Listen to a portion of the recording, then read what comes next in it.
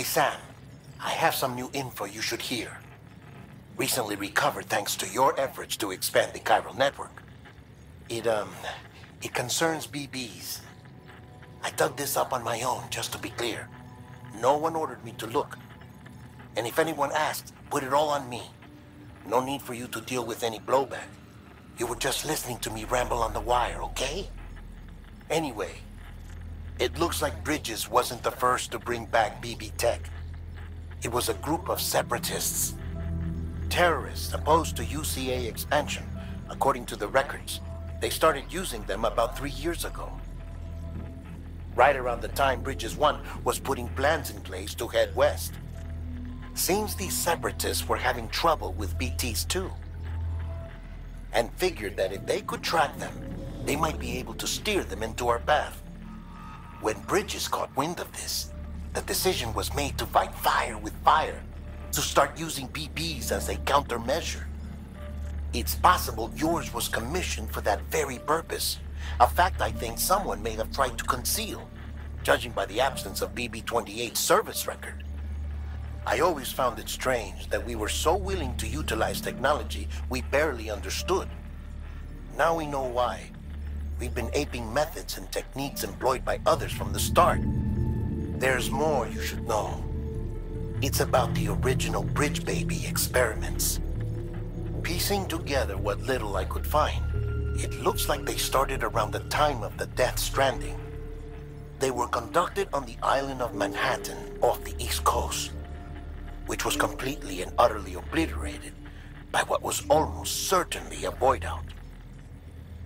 Back then, these experiments had the full support and approval of the American government.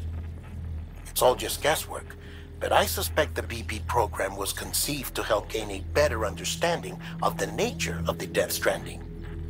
However, due to ethical and safety concerns, public opinion was strongly against the program. Still, they pressed on, and in their desperation to make sense of the greatest disaster of their age, I think they caused another. I should also mention that the president himself was killed in the blast. It was after his death, when he was succeeded by then Vice President Strand, that the experiments were suspended by executive decree.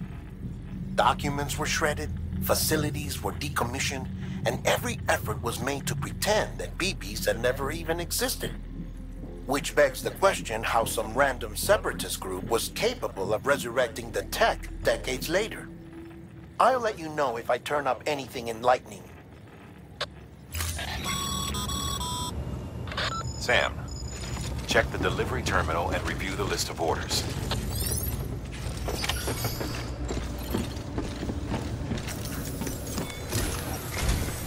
The people of Mountain Knot City have a pressing problem that needs to be addressed. A tar-like substance has been bubbling up from beneath the ground near them. They're seeing more of it by the minute, and it won't be long before it spreads into the city. There have already been reports of ejecta inside the outer walls. If nothing is done, the whole city might be swallowed by a sea of tar in the near future. There's an order from Mountain Knot City. Check the details on the delivery terminal.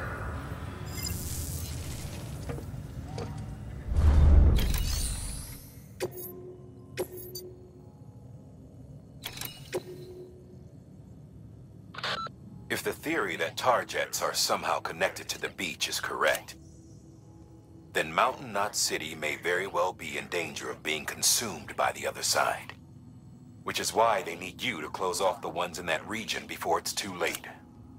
However, if we were to use an antimatter bomb, our scientists think it might be enough to sever the connection. They used to research antimatter propulsion technology here before the first expedition. Using antimatter sequestered by the beach, believe it or not. But those experiments were eventually suspended. The researchers never came close to developing anything workable, and the dangers were deemed far too great. When Bridges 1 arrived, they assumed control of their facilities and antimatter stores. To minimize the risk of a catastrophic annihilation, the antimatter was partitioned using special magnetic traps. We repurposed those traps to make the bomb. Once the magnetic field is removed, the the antimatter comes into contact with the casing and triggers a void out. It goes without saying, but if one of these things goes off en route, we'll have a catastrophe on our hands. And to make matters worse, the traps weren't designed to be transported. Sure, the container carrying the bomb has a built-in stabilizer, but it's not something you want to tip over or drop. If those magnets fail, you're gone, along with everything else for miles around. So yeah, you could call this a dangerous delivery. But I can't think of anyone better equipped to handle it. Get it done, Sam. We're counting on you.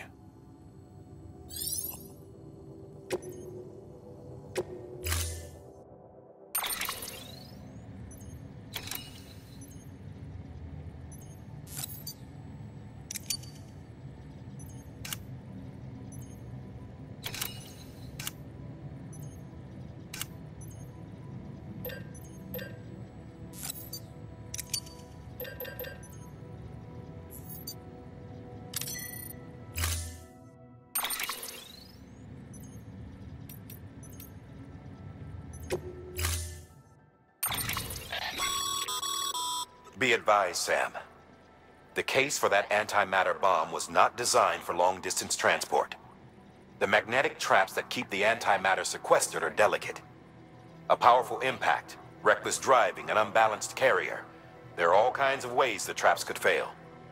Any abnormalities detected within the case should trigger an alarm. If it goes off, you're doing it wrong. And if the bomb goes off, we'll have a disaster on our hands. The kind we can't come back from.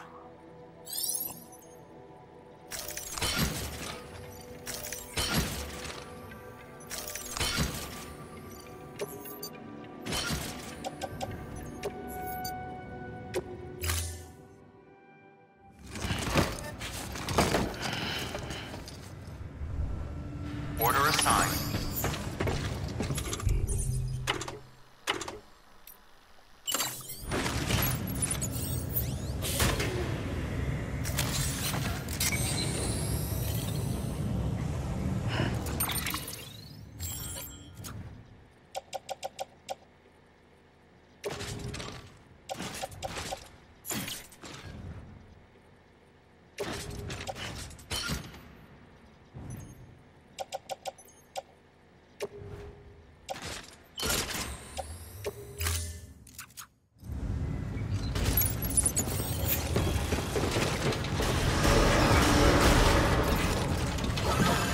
Beginning scan. Have a pleasant journey. Keep on keeping on.